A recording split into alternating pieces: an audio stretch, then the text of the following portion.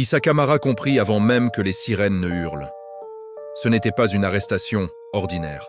C'était une chute organisée, méticuleuse, inévitable. Un à un, les écrans de contrôle de son bureau s'éteignirent. Les lignes cryptées, autrefois si fiables, cessèrent de répondre. Le silence était assourdissant. Même ces hommes, ceux qui l'avaient façonné, qui l'avaient élevé pendant 20 ans, évitaient désormais son regard. Une tension palpable flottait dans l'air, lourde de non-dits. « Qui a parlé ?»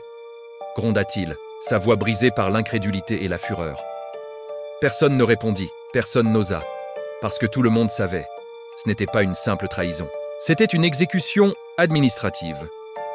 Une fin de règne orchestrée de main de maître.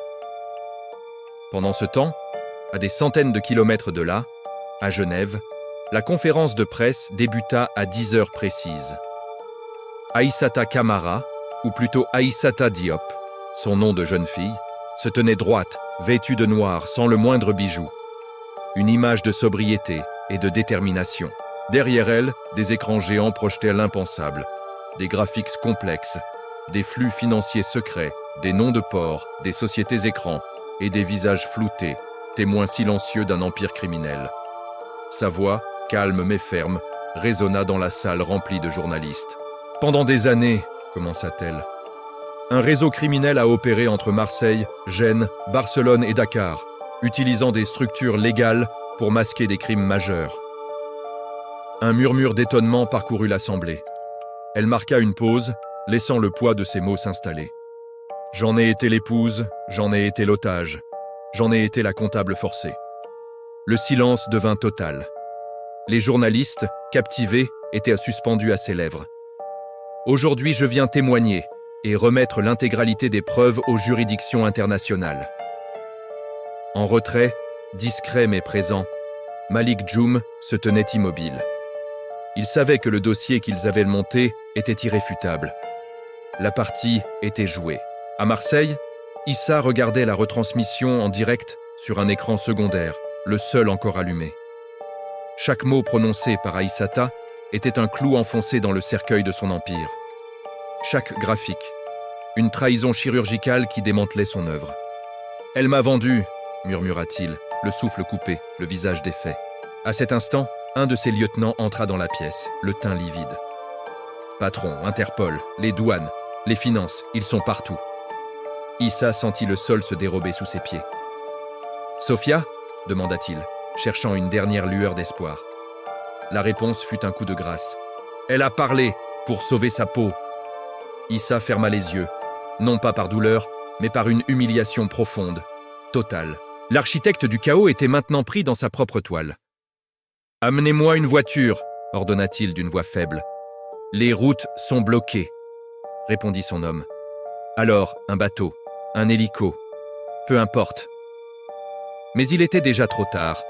Les pas lourds et rythmés des forces de l'ordre résonnaient déjà dans le couloir, se rapprochant inexorablement.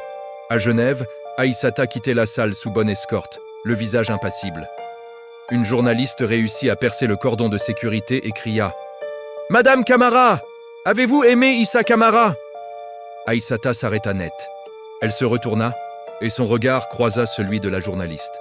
« Je l'ai aimé au point de me faire disparaître moi-même, » répondit-elle d'une voix claire. « Aujourd'hui, je me retrouve. » Elle monta ensuite dans le véhicule qui l'attendait, laissant derrière elle les débris d'une vie passée. À Marseille, Issa fut arrêté à 14h17. Sans résistance, sans un cri. Au moment où on lui passa les menottes, il leva les yeux vers le ciel gris de la cité phocéenne. Un seul mot s'échappa de ses lèvres, un murmure pour lui-même. Elle a gagné. 3 mois plus tard. Le décor a changé. Une maison blanche, nichée quelque part dans la quiétude des paysages entre l'Italie et la Suisse.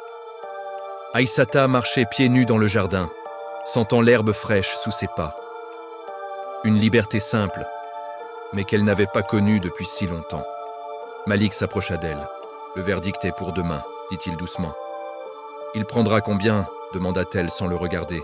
« Assez pour ne jamais revenir. » Aïssata hocha la tête, un poids semblant se soulever de ses épaules. « Et toi ?» demanda-t-elle. « Moi, je pars. L'Afrique de l'Ouest, un nouveau départ. » Il y eut une hésitation, une question muette dans ses yeux. « Et toi, Kaïsata ?» Elle se tourna vers lui et lui offrit un vrai sourire, le premier depuis une éternité. Un sourire qui atteignait enfin ses yeux. « Moi aussi, » dit-elle. « Mais d'abord, je vais respirer. » Pendant ce temps, dans sa cellule froide et anonyme, Issa Kamara fixait le mur. Le pouvoir lui avait tout donné, la richesse, le respect, la peur. Mais c'est l'indifférence qui lui avait tout repris. Pour la toute première fois, dans ce silence oppressant, il comprit. Il n'avait pas perdu Aïssata le jour où elle était partie. Il l'avait perdue bien avant. Il l'avait perdue le jour où il avait cessé de la voir. Cessé de la considérer comme une personne, la réduisant à une simple pièce sur son échiquier. C'était la fin d'une histoire et peut-être le début d'une autre. Merci d'avoir suivi ce récit jusqu'au bout. Si vous avez aimé, n'hésitez pas à vous abonner pour découvrir nos prochaines créations.